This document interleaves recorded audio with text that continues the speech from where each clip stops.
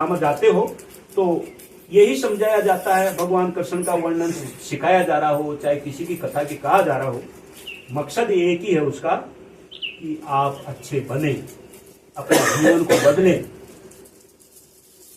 लेकिन करें क्या, भगवान की आजकल का जो ये समय में ऐसा हो गया कि कथा भागवत भी है ना, एक तरह का अपना जेब भरने का धंधा बन गई, दुकान बन गई। जो जितनी बड़ी दक्षिणा लेकर, जो जितना ज्यादा पैसा लेकर भागवत करने का आता है, वो उतना ही बड़ा महात्मा कहलाता है।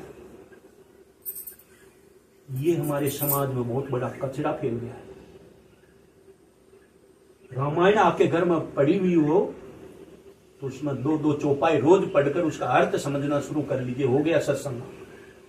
सत्संग का क्या मतलब है? तूने आदत नहीं सुधारी कैसे आएंगे भगवान। है? सत्संग का मतलब है कि आदत सुधारिए। भगवान आपके घर में आएंगे कब? आंगन किसने बुआरा था? सबरी ने बुआरा था। भगवान गए कि नहीं गए? बताइए, नहीं गए हो तो बताइए, गए थे ना? इंतजार कर लिया उसने 5 साल की सबरी, 80 साल 83 साल तक उसने इंतजार किया, लेकिन भगवान गए। इसलिए आप और एक चीज बता देता हूं, ध्यान रख लेना। तुरंत यदि आपको फल चाहिए तो कृष्ण भक्ति करिए, और अंत आपको अंत मतलब यानी आपका अंत आत्मा का भला करना हो तो राम को दे। भगवान राम अंत में आते हैं और भगवान कृष्ण तुरंत आते हैं। कैसे? द्रौपदी के लिए तुरंत नहीं आते तो इज्जत बचती। समझने वाली बात है ना भाई। भगवान कृष्ण तुरंत गए ना, और अपना उसके जब वो दुर्वासा ऋषि खीर भगवान उसके गए द्रौपदी को वनवास में, तो क्या तुरंत गए कि नहीं गए? एक चावल को खा के कहा, अरे द्रौपदी मुझे बहुत नींद आ रही है, बहुत खाना खा लिया हूं। कैसे भगवान की माया देखो, एक दाना खाने से पूरी पूर्ण होगी। और उधर सारे उसके 84 लाख जितने शिष्य थे उनका पेट भर गया। तो भगवान कृष्ण तुरंत फल देते और भगवान राम अंत में। आपने देखा हो ना, जब कोई मरता है तो अर्थी के पीछे क्या, राम नाम सत्य है, ऐसा तो नहीं बोलते कृष्ण नाम संत। क्यों बोलते? इसका भगवान राम लास्ट में फायदा कर आपको लास्ट में तारते हैं। जब आप इस संसार से विदा होते हैं तो भगवान राम तारते हैं, और इस ग्रस्त जीवन में रहते हैं तो कृष्ण भगवान आपको तुरंत सेवा सहायता करेंगे। इसलिए राधा कृष्ण इनका नाम ज्यादा प्रचलित है, मंदिर भी उनके ज्यादा, क्योंकि उनको आज के गृहस्थियों को ज्यादा तुरंत फल चाहिए। आपने देखा होगा कई नाम रखते हैं तो राम भरोसे तो नाम रखते हैं ना, राम के भरोसे रहना। उस आदमी का किस लिए भरोसा कर रहा हो? भगवान का, हमारी आत्मा का उद्धार एक न एक दिन होगा, ये भरोसा, इसलिए उसका नाम राम भरोसे रख देते। कहीं ऐसा कृष्ण भरोसे तो रखा, कहीं नाम नहीं रखते ना। इसलिए कृष्ण भक्ति तुरंत फल देती है, समझिए। 12 बजने दो भैया, ट्रेन भी आपकी ट्रेन हो जाएगा सब काम। अभी मैं 2:15 बजे निपटा दूंगा, चिंता मत। सब ट्रेन रोज ही आएगी, तो घबराओ तो मैं पहुंच जाऊंगा। सारे साधन आगे से, इनको चिंता में, इनके बारे में चिंता है। ठीक है, चलिए। तो बाएं हाथ में जल लें सब,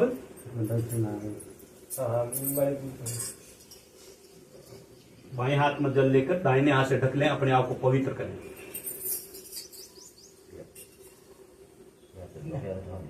ओम अपवित्रः पवित्रो वा सर्वावस्थांगतोऽपि वा ये स्मृत पुण्डरीकाक्षं स भयाभ्यन्तरः शुचि।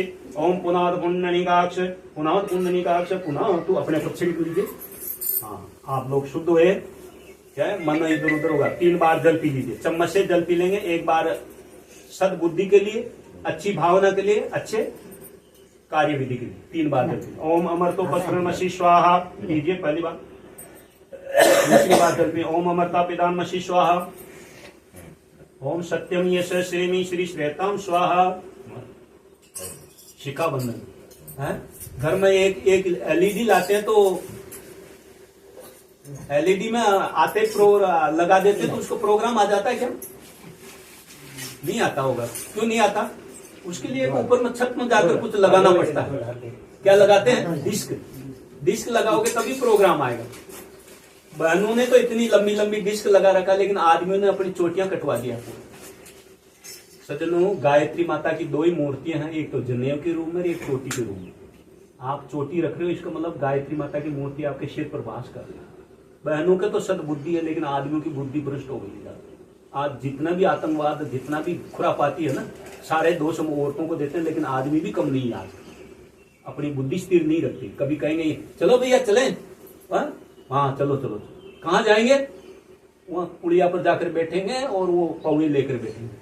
ये बुद्धि उनकी गंदी बात है, हटाइए इसे। इसलिए औरतें में आदमी में दोनों में फर्क ये है, ध्यान रख लेना।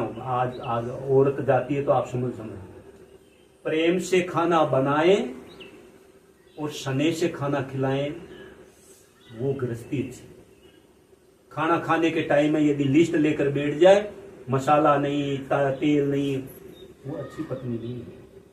इसका मतलब आप अपने पति को थोड़े देर के लिए खाना थोड़ी खिला रहे हैं, आप तो जहर खिला रहे हैं। ये विचारधारा हटा दीजिए। शांति में सोते टाइम में उनको एक लिस्ट बना दीजिए कि ये सामान कम लाएंगे उनको, आपको इतने दिन तक पैक करें।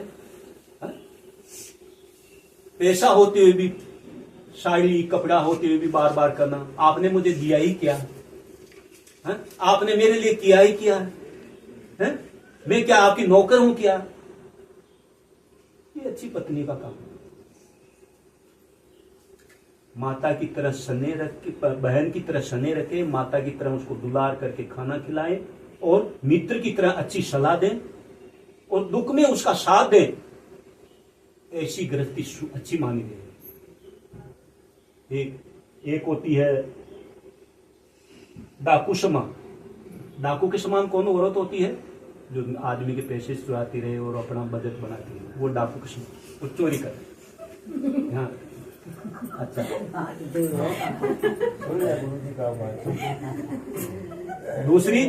दूसरी कौन सी? जो उसके दुख में साथ दे, वो मित्र समान। दुख में साथ देने वाली वो मित्र के समान है, उसको साथ दे, भाई के समान करते हैं। जो दुख में साथ दे वो भाई के समान। और स्नेह से बात करें, जैसे कोई चीज खिला रही, नहीं ये चीज नहीं, ऐसे खा लीजिए, इसको खाइए ना, मैं एक बना खिला। वो स्नेह, वो बहन का प्यार,